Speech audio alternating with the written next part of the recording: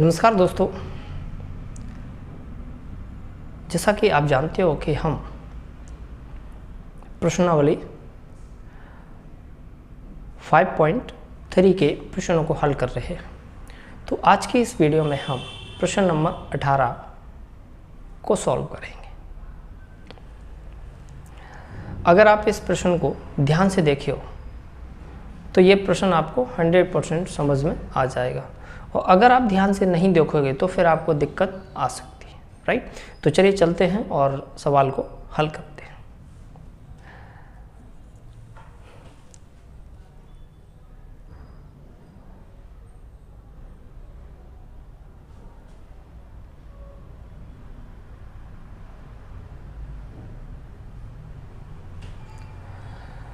केंद्र ए से प्रारंभ करते हुए बारी बारी से केंद्रों ए और बी को लेते हुए त्रिज्याओं 0.5 सेंटीमीटर, 1.0 सेंटीमीटर, 1.5 सेंटीमीटर, 2.0 सेंटीमीटर ... वाले उत्तरोत्तर अर्धवृत्तों को खींचकर एक सर्पिल बनाया गया है, जैसा कि आकृति 5.4 में दर्शाया गया है। 13 क्रमागत अर्धवृत्तों से बने इस सर्पिल की कुल लंबाई क्या है? ब्रैकेट पाई बराबर 22/7 लीजिए। देखिए बच्चों, इस सवाल को मैं आपको बड़े अच्छे से समझाऊंगा, बस गौर से आप समझिएगा, ठीक है। चित्र आपको स्क्रीन पर दिखाई दे रहा है, राइट। तो हमें 13 अर्धवृत्तों से मिलकर एक सर्पिल बनाया गया है, ठीक है। अब मेरी बात सुनिए, अगर हम बात करते हैं अर्धवृत्त में हमें सिर्फ क्या पता रहता है? हमें एक ही चीज़ पता रहती है। देखो पहले तो ध्यान से देखिए, यहाँ पे हम करते हैं, ठीक है। सबसे पहले हमें इसमें क्या क्या दिया है? देखो त्रिज्या दे रखी है ना। सबसे पहले हमें दिया है, क्या दिया है? देखो r बराबर 0.5 सेंटीमीटर, 0.5 सेंटीमीटर, फिर से r1, ये पहले अर्धवृत्त, r2 ऐसे दे रखा है हमें, फिर 1.0 सेंटीमीटर, फिर हमें दे रखा है r3, ये दे रखा है 1.5 सेंटीमीटर, फिर हमें दे रखा है r3 और ये दे रखा है 2.0 सेंटीमीटर। ऐसे जैसे पहले अर्धवृत्त की त्रिज्या है, ये दूसरे अर्धवृत्त की, ये तीसरे अर्धवृत्त की और ये चौथे अर्धवृत्त की। ऐसे ही टोटल हमारे पास 13 अर्धवृत्त हैं, ठीक। और उन 13 अर्धवृत्तों से एक सर्पिल बनाया गया है, ठीक है। अब समझिएगा, बड़ी गौर से समझिएगा, ठीक है बच्चों, ध्यान से देखिए। तो यहाँ पर हम एक चीज़ जानते हैं अर्धवृत्त में, अर्धवृत्त का परिमाप, ठीक है। अर्धवृत्त का परिमाप क्या होता है भाई?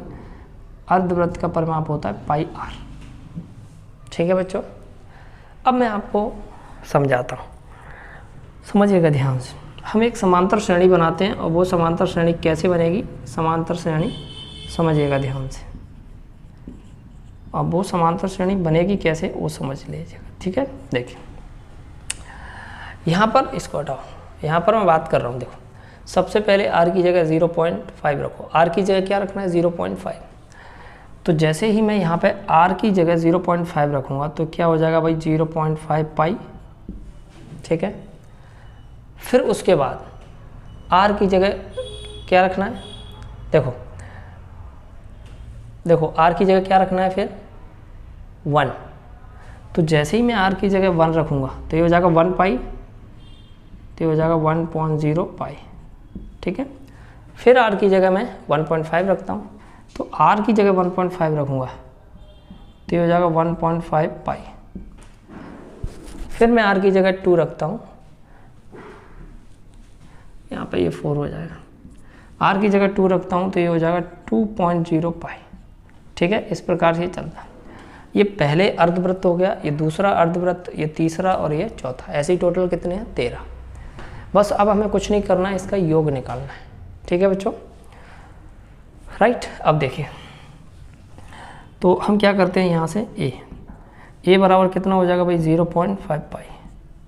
और अगर हम डी निकालें तो डी क्या होता है? दूसरा पद माइनस पहला पद, तो ये हो जाएगा 1.0 पाई माइनस 0.5 पाई, तो ये निकल के आएगा 0.5 पाई।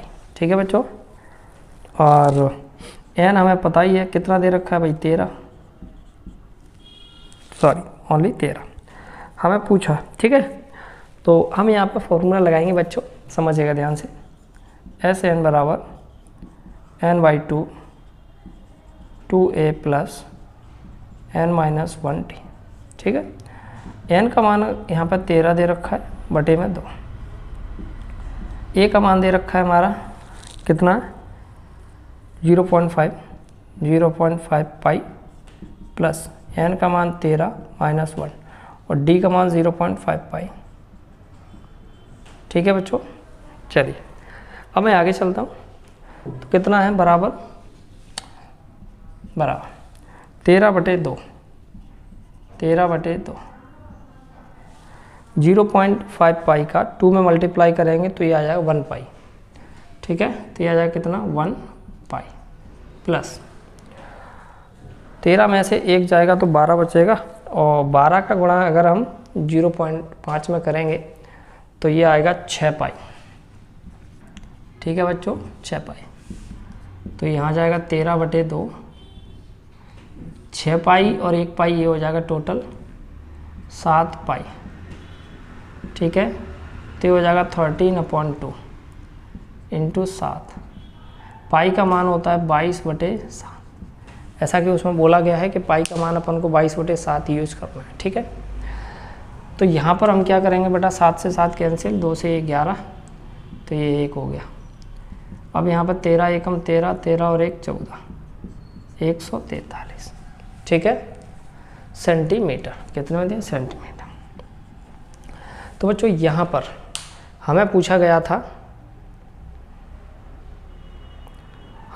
गया सर्पिल की कुल लंबाई क्या है। ठीक है, तो सर्पिल की कुल लंबाई कितनी है? तो हम यहाँ लिख देंगे, अतः सर्पिल की कुल लंबाई 143 सेंटीमीटर है। ठीक है, अतः सर्पिल की कुल लंबाई 143 सेंटीमीटर है। ठीक है बच्चों, उम्मीद करता हूँ कि आपको प्रश्न नंबर 18 जो है वो समझ में आया होगा, राइट। तो बच्चों वीडियो के नीचे कमेंट करके मुझे ज़रूर बताइए कि ये सवाल नंबर 18 जो है वो आपको कितना समझ में आया या फिर नहीं आया।